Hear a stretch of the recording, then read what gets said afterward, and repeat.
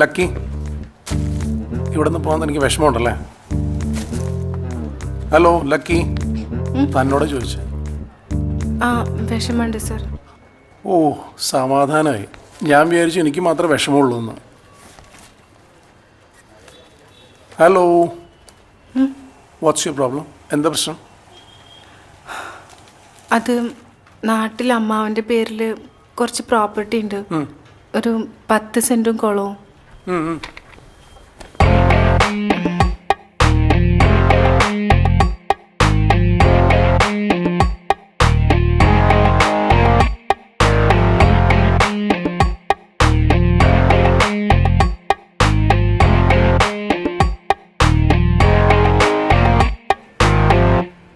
താനൊന്ന് റിലാക്സ് ആവ്. വില്ലേജിലായിട്ടുള്ളൂ, എന്തെങ്കിലും ശരിയാവും. സാർ ഇനിയൊരു 5 ലക്ഷം വേണം. 5 ലക്ഷം രൂപയെ? താൻ ബാങ്കിലോടൊന്നും നോക്കിയില്ലേ ഇപ്പോൾ? കിട്ടണ്ടേ സാർ? എൻ്റെ കയ്യിലുള്ളതൊക്കെ നുള്ളി പറക്കിയിട്ടാണ് ഞാൻ ഇവിടെ വരെ എത്തിച്ചത്. ലക്കി, ശരിയാവിടോ? നോക്കാം, നമുക്ക് എന്തെങ്കിലും നമുക്ക് നോക്കാം. സാറിൻ്റെ കയ്യിലുണ്ടാവോ? എൻ്റെ പൈസ ഒന്നുമില്ല. എൻ്റെ ഒന്നുമില്ല പൈസ. എന്നാൽ പിന്നെ വലിയ വർത്താനം വരാണ്ടിരുന്നൂടെ മോനില്ല. പിന്നെ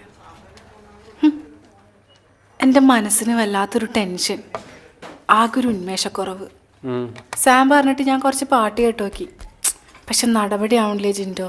ടെൻഷൻ മാറാനാണിത്. ഓ, നിന്റെ അടുത്ത് എന്തെങ്കിലും വഴിയുണ്ടോ?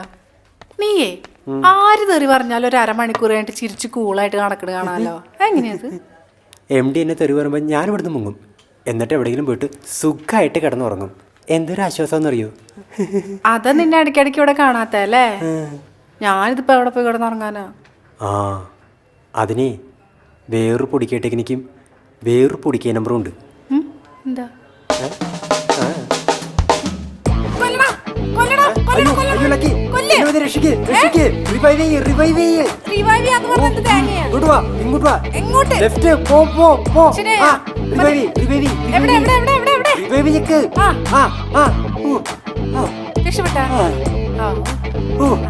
അടിച്ചു മോളെ ചിക്കൻ ഡിന്നർ.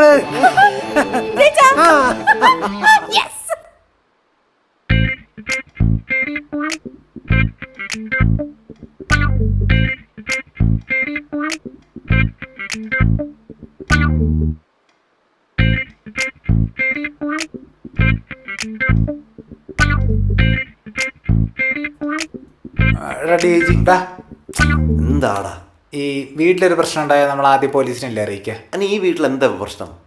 ഈ വീട്ടിലല്ല, ഈ വീട്ടിൽ. ഓ, സാമോൻ ദൃശ്യം സിനിമയാണോ കാണുന്നത്? എന്നാൽ ഇന്ന് എനിക്ക് ഒരുപാട് സംശയം ഉണ്ടാവും. എടാ മര്യാദയ്ക്ക് മിണ്ടാ, സിനിമ ആണോ പൊട്ടാ? ഇവിടെ എന്നാലും അവർക്ക് സത്യം പോലീസിനോട് പറഞ്ഞാൽ പോരായിരുന്നോ? സമ്മതിക്കൂല്ലേ?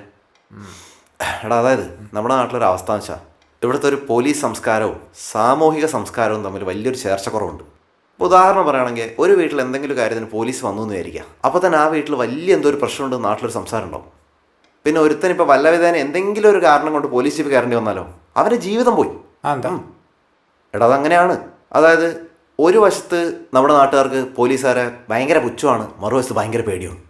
പക്ഷെ എനിക്ക് അങ്ങനെയൊന്നുമില്ലല്ലോ. ഞാൻ സാധാരണക്കാരുടെ കാര്യമാണ് പറഞ്ഞത്, മനസ്സിലായോ? ഇനി സിനിമയിലെ കാര്യമാണെങ്കിൽ നമ്മുടെ നായകൻ, അതായത് ഗൃഹനാഥൻ, അയാൾ നോക്കുമ്പോൾ അയാൾ അത്രയും കാലം കൊണ്ട് കഷ്ടപ്പെട്ടുണ്ടാക്കിയെടുത്തൊരു സോഷ്യൽ സ്റ്റേച്ചർ, അയാളുടെ കുട്ടികളുടെ ഭാവി, ഫാമിലി, ഇതൊക്കെ പ്രൊട്ടക്ട് ചെയ്യാൻ വേണ്ടിയിട്ടാണ് അയാൾ ഇങ്ങനെയൊക്കെ ചെയ്യുന്നത്. മനസ്സിലായോ? മനസ്സിലായി. മനസ്സിലായെങ്കിൽ ഇനി മനുഷ്യനെ ശല്യപ്പെടുത്താതിരുന്ന പടം കാണും. ഹാഫ് ഡേ ലീവ് എടുത്ത് വന്നിരിക്കുന്നതേ ഈ പുസ്തകം ഒന്ന് വായിച്ചു തീർക്കാനാണ്. Okay okay.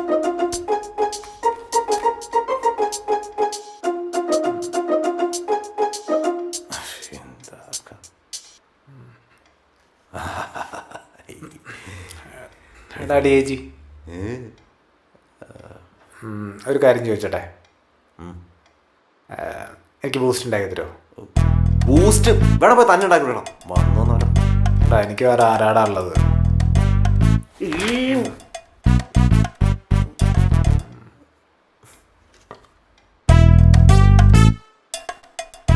മതിയാ?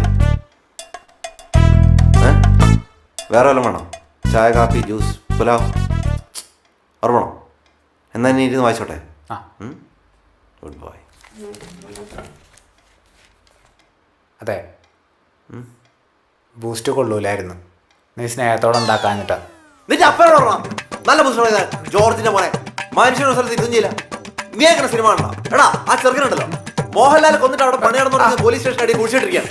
നീ കാണണ്ട സിനിമ. പിന്നെ കുടിക്കാൻ ബൂസ്റ്റും കാണാൻ കൊലവാകും. പിന്നെ ചുമ്മാ ചുമ്മാതല്ല, സാറിനെ പോലത്തെ ഒരു വലിയൊരു ഡയറക്ടറുടെ അടുത്ത് കാണാൻ പറ്റുന്നതും സംസാരിക്കാൻ പറ്റുന്നതും ഞങ്ങളെ പോലത്തെ സാധാരണക്കാർക്ക് വലിയ കാര്യമാണ് സാർ. എന്തൊരു കാര്യം, സാറിൻ്റെ പണിയെടുക്കുന്നു, ഞാൻ എൻ്റെ പണിയെടുക്കുന്നു, അത്രേ ഉള്ളൂ.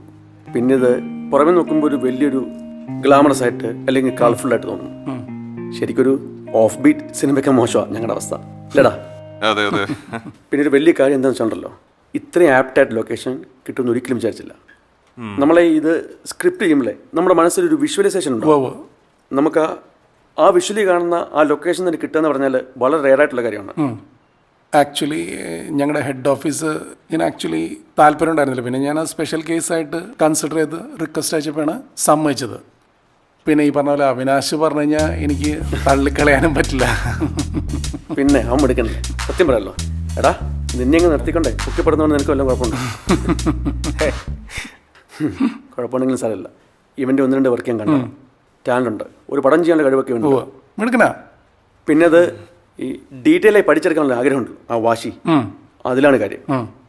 പിന്നെ ജയൻ, ഇവനെ കണ്ടാൽ വലിയ പാടാ, ഫുൾ ടൈം ബിസിയാ. നീ ബിസി ആണെങ്കിലേ അടുത്ത വർക്കാകുമ്പോൾ ഇവനെ ഞാൻ ചീഫാക്കും. നിനക്ക് കുഴപ്പമൊന്നുമില്ലല്ലോ?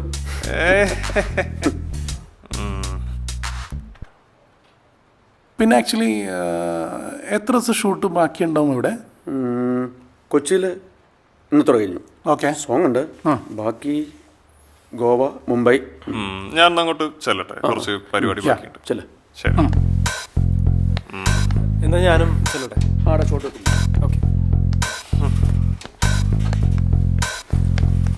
ചേട്ടാ, പുള്ളി എന്തൊക്കെയാ പറയുന്നത്? അടുത്ത പടത്തിൽ ഞാൻ ചീഫാ. കൈയെടുക്കടാ.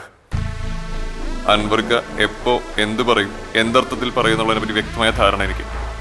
ഞാൻ ഈ ചെറുപ്പ് തുടങ്ങിയിട്ട് 10-15 വർഷമായി. നീ ഇവിടെ നിന്റെ പണി നോക്ക്. അവന് ചീഫാണ് ഞാൻ ഇത്രയും. പുല്ല് കളഞ്ഞു.